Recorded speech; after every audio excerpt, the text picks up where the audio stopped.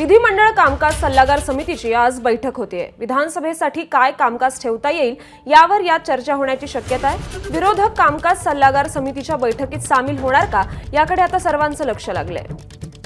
या संदर्भातले अधिकचे अपडेट्स देत आहेत आपले प्रतिनिधी अभिषेक मुठाळ। अभिषेक, आज विधिमंडळ कामकाज सल्लागार समितीची बैठक होते, नेमकी कुठल्या मुद्द्यांवर चर्चा होऊ शकते? नक्कीच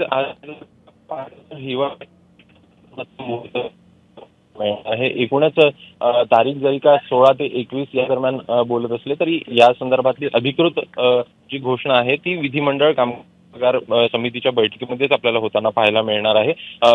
आता एकूणच जर का कामकाज पाहायचं तर विधानसभेसाठी काय कामकाज ठेवता येईल यावर देखील आपल्याला या संदर्भात चर्चा होताना पाहायला मिळेल। सोबत जे विरोधक आहेत ते या कामकाज सल्लागार समितीच्या बैठकीमध्ये सामील होणार का हे बघणं देखील महत्त्वाचं असणार आहे। एकूणच मोठ्या प्रमाणात जो विरोध आहे तो आपल्याला ईव्हीएम संदर्भात देखील होताना मिळेल। काल देखील पाहायचं तर शपथ देखील काही विरोध जो आहे तो होताना पाहायला मिळालेला होता आणि आज सगळे शपथ घेणार, त्यामुळे आज कामकाज सल्लागार समितीच्या बैठकीमध्ये हे सगळे उपस्थित राहतात का हे बघणं देखील महत्त्वाचं असेल।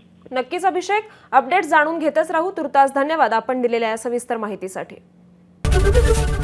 एबीपी माझा, उघडा डोळे बघा नीट।